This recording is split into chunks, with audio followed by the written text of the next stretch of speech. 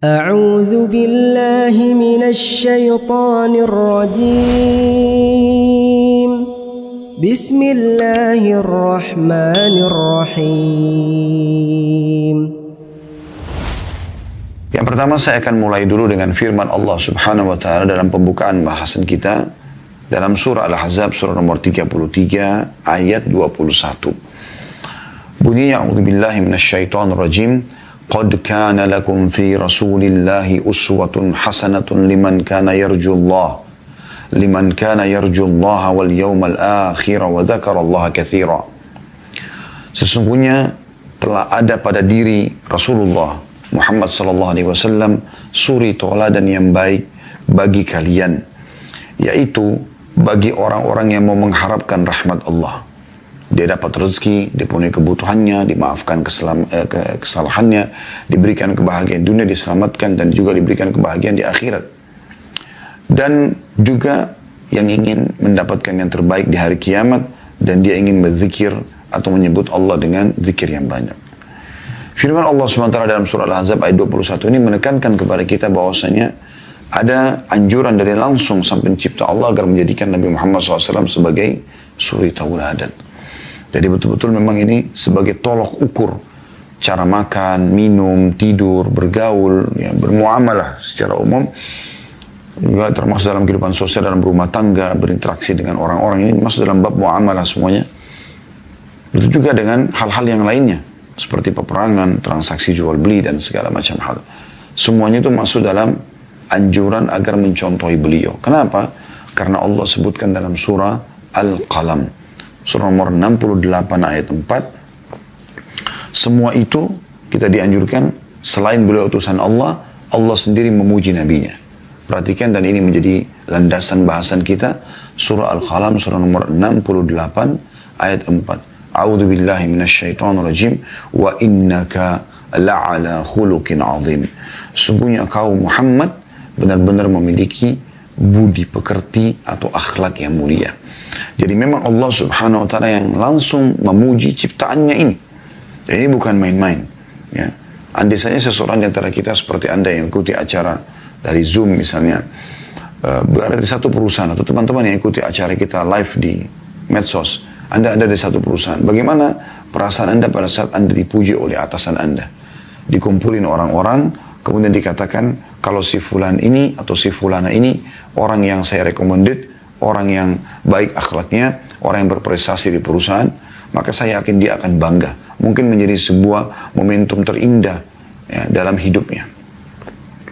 Maka bagaimana dengan Nabi Muhammad SAW yang Allah kekalkan dalam Al-Quran, yang akan dibaca oleh miliaran orang-orang beriman sampai menjelang hari kiamat nanti, yaitu wa innaka la'ala khuluqin 'azim. Sesungguhnya kau hai Muhammad memiliki budi pekerti yang baik, ya, akhlak yang sempurna. Juga alasan yang lain teman-teman sekalian, karena memang Nabi Muhammad SAW adalah utusan Allah, ya.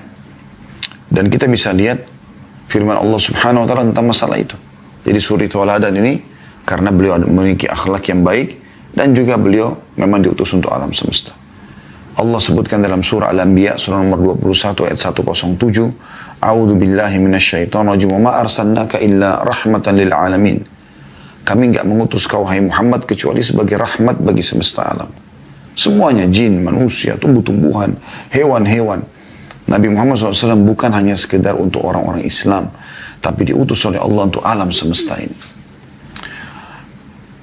Demikian juga dalam surah Al-A'raf surah nomor 7 ayat 158, Allah menekankan dan memerintahkan baginda Nabi Muhammad SAW untuk menyampaikan bahwasanya beliau utusan Allah, beliau harus dicontohi segala sesuatunya, diikuti ajarannya.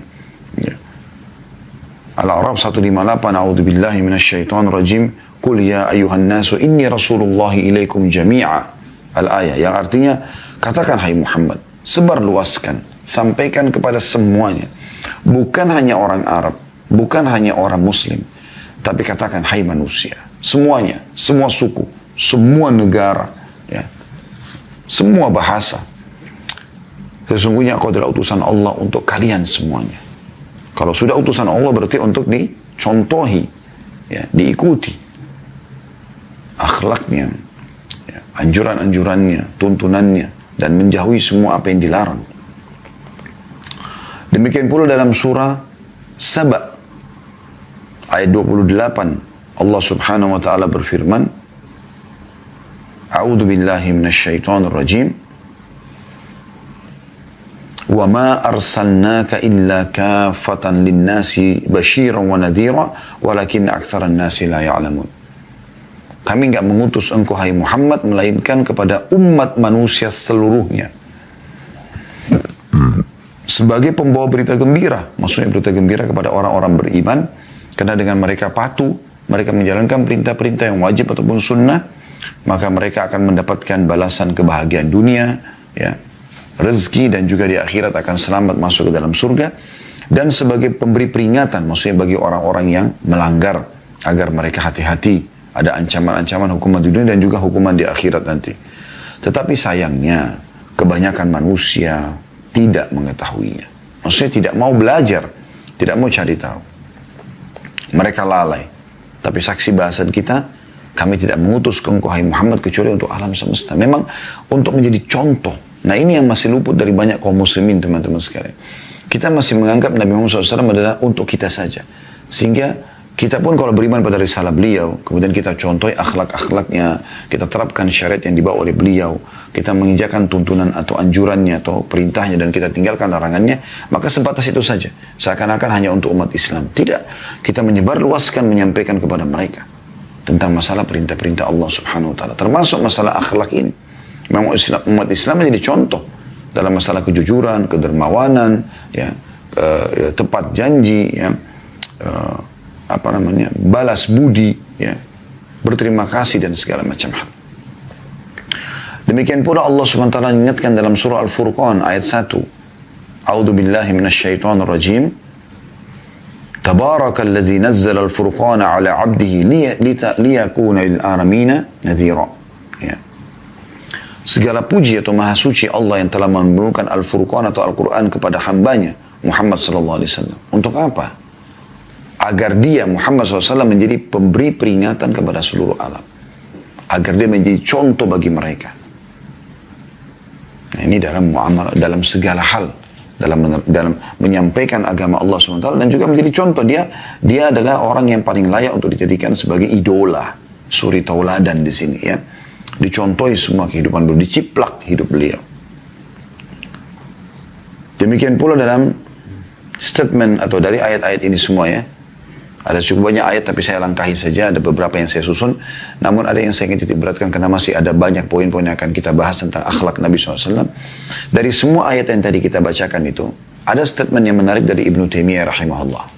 Beliau mengatakan, wajib bagi manusia untuk mengetahui bahwasannya Allah Azza wa Jal, Allah yang maha mulia dan maha tinggi telah mengutus Muhammad SAW kepada manusia dan jin. Dan wajib bagi mereka untuk beriman kepada beliau dan beriman dengan wahyu yang beliau bawa dan mentaati beliau. Mereka manusia harus, atau mereka dalam kurung manusia, harus menghalalkan yang Allah dan Rasulnya halalkan dan mengharamkan apa yang diharamkan oleh keduanya. Mereka harus pula mencintai yang Allah dan Rasulnya Sallallahu Alaihi Wasallam cintai dan membenci yang Allah dan Rasulnya benci. Setiap orang yang telah tegak hujjah atau telah sampai padanya argumentasi dengan risalah atau wahyu, dalam kurung wahyu Muhammad SAW dari kalangan manusia dan jin, kemudian tidak beriman padanya, maka berhak mendapatkan siksa dari Allah Subhanahu wa taala. Sebagaimana orang kafir yang telah diutus Rasul bagi mereka, seperti kaum Lut, kaum Saleh, kaum Syuaib, kaum Nuh, ya, kaum nabi-nabi sebelum Nabi Muhammad SAW yang kufur, maka mereka dihukum oleh Allah Subhanahu wa taala. Inilah landasan yang telah disepakati oleh sahabat-sahabat Nabi Ridwanullahi alaihim, para tabi'in, ya, orang-orang yang belajar dari para sahabat Nabi, ya, dan juga para imam kaum muslimin, ulama-ulama kaum muslimin, dan seluruh kelompok kaum muslimin yang merupakan ahli sunnah wal jamaah dan selain mereka. Artinya, yang disampaikan oleh Ibnu Taimiyah ini sesuatu poin penting, teman-teman sekalian. Kita bukan hanya sekedar membahas, oh akhlak Nabi itu ramah, jujur, amanah, dermawan, ini loh keutamaannya, lalu Anda amalkan. Bukan cuma itu. Sebelum itu semua, kita harus paham bahwasanya Rasulullah SAW memang diutus untuk alam semesta. Jadi Islam yang beliau bawa, akhlak yang beliau contohkan, bukan hanya untuk kita, tapi untuk kita sebarluaskan kepada orang-orang. Untuk kita contohkan kepada mereka. Biarkan dunia menyaksikan bahwasanya umat Islam itu jujur, karena Rasulullah SAW utusan Allah kepada mereka jujur. Kita semua amanah, karena memang Nabi SAW amanah. Kita contohi beliau dan memang beliau perintahkan untuk beramanah. Kita semua berbakti dengan orang tua, karena memang itu adalah bagian daripada perintah beliau SAW, dan seterusnya. Serta kita menjauhi semua sifat-sifat buruk, dari bohong, menipu, menggunjing, memfitnah, memukul, mencuri, mengganggu orang lain. Ya. Karena memang Nabi SAW jauh dari semua itu, dan beliau melarang itu semuanya. Jadi lingkupnya bukan hanya sekedar untuk umat Islam, tapi untuk seluruh alam semesta. Di saat umat Islam menerapkan apa yang diajarkan Nabi SAW, disitulah akan tampak bagaimana besarnya efek daripada keislaman itu. Bukankah kita sudah baca dalam sejarah bagaimana Islam masuk di Nusantara ini dikarenakan akhlak para pedagang kaum muslimin yang jujur, yang ramah, sehingga membuat masyarakat Indonesia pada saat itu merasa kagum dan akhirnya mereka tertarik dan menanyakan tentang agama ini. Dan begitu dicontohkan oleh Nabi SAW.